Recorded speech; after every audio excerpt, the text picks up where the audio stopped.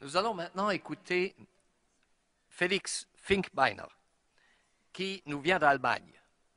En 2007, âgé de 9 ans et inspiré de Wangari Maathai, Félix a terminé un exposé devant sa classe de 4e année d'école par ces mots. Je le cite, « Et si on plantait 1 million d'arbres dans chacun des pays de la Terre ?» Fin de la citation. Aujourd'hui, plus de 100 000 enfants de 91 pays ont planté des millions d'arbres et lancé l'initiative d'enfants Plantons pour la planète. Félix est accompagné par Minami, une japonaise, Nathaniel, un britannique, Alessa, une hollandaise et Alexander, un américain. Alors, Félix, la parole est à vous.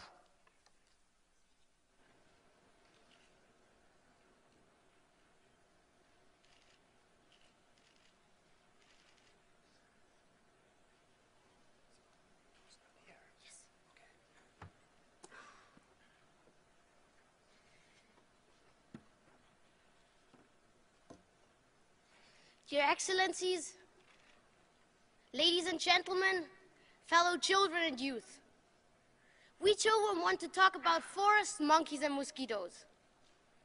Thank you for giving us, children, the chance to speak here, and thank you for making this year the International Year of Forest. Because for us children, forests are not only the livelihood of billions, but for us children, forests are our future. If we children think about future, then we think about two main crises. The poverty crisis, with 30,000 children dying of starvation every single day. 30,000 children are dying in an incredible rich world. And the climate crisis, with one part of the world, the rich part, a small minority, exhausting the most, and the ones that already suffer will suffer even more in future. We children understand that the adults know everything about these crises. But we children don't understand why there's so little action. We know that adults know exactly what challenges we have, and they know the solutions to these challenges. But we don't understand why there's so little action. During many discussions, physical and virtual, we children often discussed why there's so little action. And we ended with 3 possible reasons for this. The first reason might be the perception of future. For most adults, future seems to mean 20, 30, or even 40 years. But for us children, 2100 is still in our lifetime. And for most adults, or for adults, it's an academic question. If the sea level will rise by 1, 2, or 3 centimeters, or 7 meters until the end of this century. But for many of us children, it's a question of survival. Another reason why there's so little action on the sides of the adults might be that many adults seem to hide behind the climate skeptics, the ones that say there is no climate crisis. We children also often discussed about that topic. But for all these people, we have an answer. If we follow the scientists that tell us there is a crisis, and if we act, and in 20 years we find out they were wrong, then we didn't do any mistake. But if we follow the skeptics and don't do anything, and in 20 years we find out that they were wrong, it will be too late to save our future. My friend once told me a third possible reason, a third way to explain the behavior of the adults. If you let a monkey choose, if he wants 1 banana now or 6 bananas later, the monkey always chooses the 1 banana now. From this analysis, We children understood we cannot trust that the adults alone will save our future. We have to take our future in our own hands. To do that, we children often made consultations, we often discussed what we have to do. And in our most recent consultation, we asked ourselves, what would we do if we were the heads of governments? And we ended with a very simple three-point plan.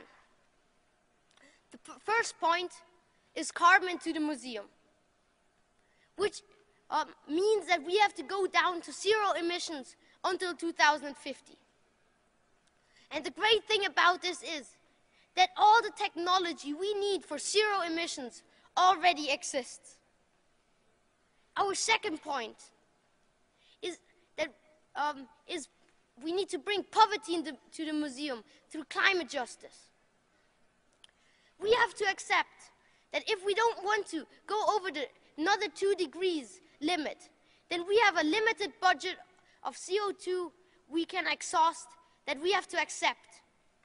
This budget of CO2 we can still emit is 600 billion tons.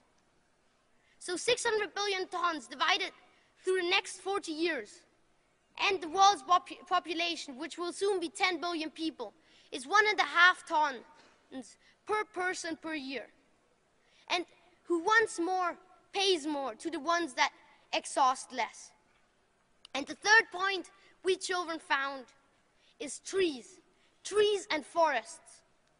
We have to protect the forests, the already existing forests. We have to keep the rainforests from disappearing. And in addition, we have to plant trees. It is now more than 4 years ago that we children started the Plant for the Planet Children initiative, planting 1 million trees in each country of the world. It is also more than 4 years ago that Wangari Maathai started the Billion Tree campaign. It is now time that we work together. We combine our forces, old and young, rich and poor, and together we can plant 1 trillion trees. We can start a 1 trillion tree campaign. We children think that we can manage to plant 1 trillion trees in 10 years. The Americans made it to the moon in 10 years. The Chinese planted 2.7 billion trees in 2009. And to be honest, 1 trillion trees is only 150 trees per person. So we can manage. To conclude, we children have a campaign, Stop Talking, Start Planting. With this campaign, it's a very powerful campaign to spread the message to all people of the world. This is our campaign.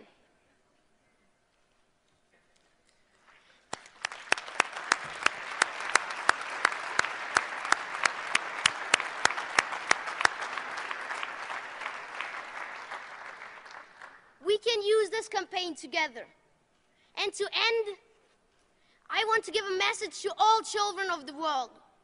We children are the majority on this world. We can make a difference.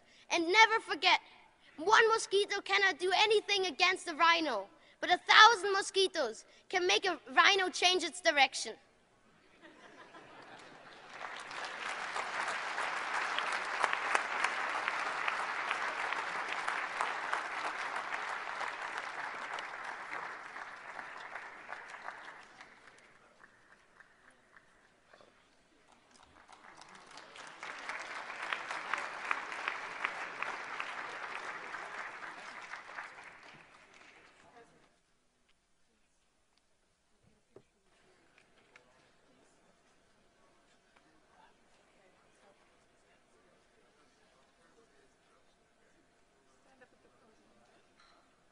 Felix, the President of the General Assembly, you might want to show him not to talk.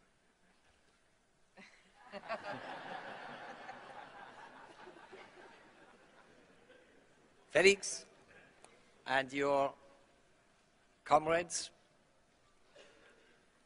I'm sure all the adults in this hall will take up your message, because we want all to be among yours in the future as well.